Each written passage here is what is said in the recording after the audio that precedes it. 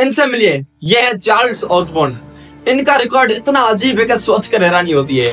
इन्होंने 1922 में हिकअप्स लेना शुरू की, यानी हिचकियां, और ये लगातार 68 साल तक चलता रहा। ऑसबॉर्न को पहली हिचकी तब आई जब वो अपने फार्म पर अपने जानवर को ज़िबा कर रहा था।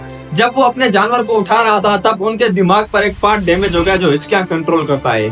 पहली बार उनकी हिकअप्स की फ्रीक्वेंसी लगभग 40 हिकअप्स पर मिनट थी। टाइम के साथ साथ ये फ्रीक्वेंसी कम होती गई।